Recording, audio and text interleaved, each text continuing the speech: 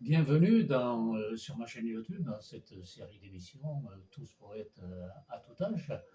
Dans l'émission précédente, je vous ai récité un magnifique poème de Louis Aragon, J'arrive où je suis étranger, qui nous montre la fragilité de nos existences. C'est un poème qui a été mis en musique par Jean Ferrat et de la même façon, celui que je vais vous dire a été aussi mis en musique par Jean Ferrat. Louis Aragon, nous dormirons ensemble. Que ce soit dimanche ou lundi, soir ou matin, midi, minuit, dans l'enfer ou le paradis, les amours ressemblent. C'était hier que je t'ai dit, nous dormirons ensemble. C'était hier et c'est demain. Je n'ai plus que toi de chemin. J'ai mis mon cœur entre tes mains, avec le tien comme il va l'angle. Tout ce qu'il a de temps humain, nous dormirons ensemble. Mon amour, ce qui fut sera. Le ciel met sur nous comme un drap. J'ai refermé sur toi mes bras. Et tant je t'aime que j'en tremble. Aussi longtemps que tu vivras, nous dormirons ensemble.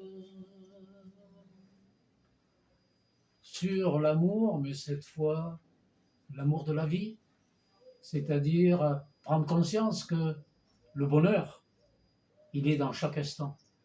Et c'est Victor Hugo qui nous le rappelle avec ce poème, Où donc est le bonheur, disais-je. Où donc est le bonheur, disais-je, infortuné, le bonheur, oh mon Dieu, vous me l'avez donné. Naître et ne pas savoir que l'enfance éphémère, ruisseau de lait qui fuit sans une goutte amère, est l'âge du bonheur. Et le plus beau moment que l'homme, ombre qui passe, est sous le firmament.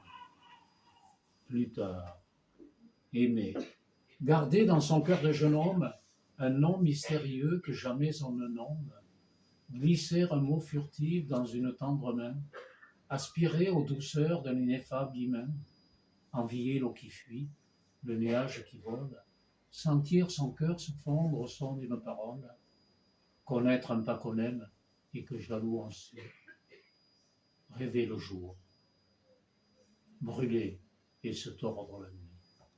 Pleurer sur tous ces âges où sommeillent les âmes, toujours souffrir. Parmi tous les regards de femmes, tous les buissons d'avril, les feux du ciel vermeil ne cherchaient qu'un regard, qu'une fleur, qu'un soleil. Puis, effleurer en hâte d'une main jalouse le bouton d'oranger sur le front de l'épouse. Tout sentir, être heureux.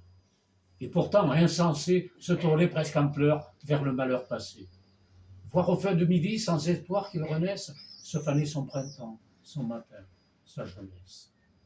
Perdre l'illusion, l'espérance, et sentir qu'on vieillit au fardeau croissant du repentir. Effacer de son front les taches et des rides, s'éprendre d'art, de vers, de voyages arides, de cieux lointains, de mers où s'égarent nos pas, redemander cet âge où l'on ne dormait pas, se dire qu'on était bien malheureux, bien triste, bien fou, que maintenant on respire. Et plus vieux de 10 ans, s'enfermer tout un jour pour relire avec pleurs quelques lettres d'amour. Vieillir enfin, vieillir comme des fleurs fanées, voir blanchir nos cheveux et tomber nos années. Rappeler notre enfance et ses beaux jours flétris, boire le reste amer de ses parfums aigris, être sage.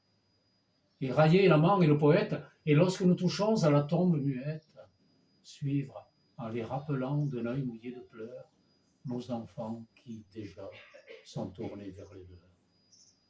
Ainsi, l'homme, ô mon Dieu, marche toujours plus sombre, du berceau qui rayonne au sépulcre plein d'ombre.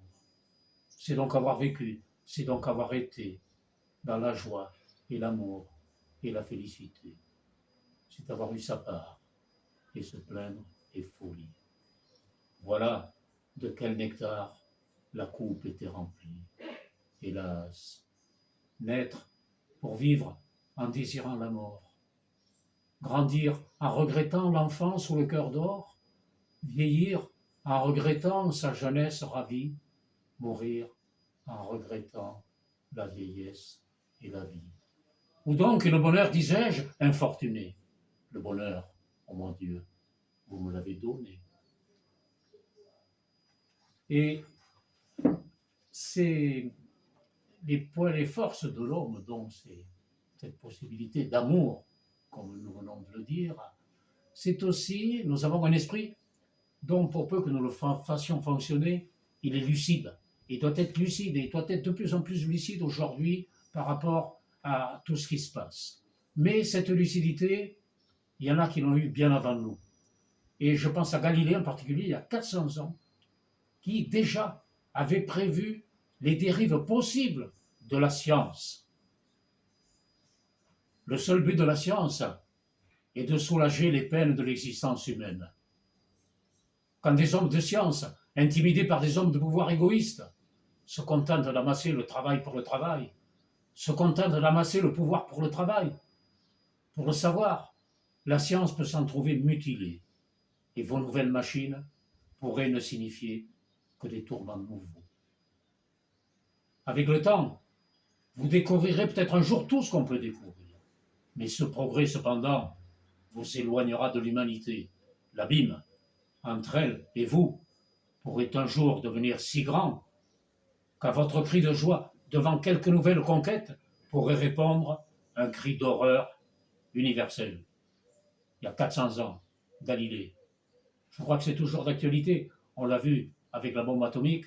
Aujourd'hui, soyons vigilants par rapport à l'intelligence artificielle et ses dangers, qui par ailleurs ont des côtés positifs, mais à suivre de près ChatGPT, pour lesquels, pour l'instant, je n'ai pas d'avis particulier, il faut se renseigner davantage, mais attention à ce que ça nous amène, si nous, les citoyens, nous ne nous investissons pas dans ces sujets-là, à ce que nous amène à des catastrophes, le transhumanisme étant, pour moi, l'une de ces catastrophes.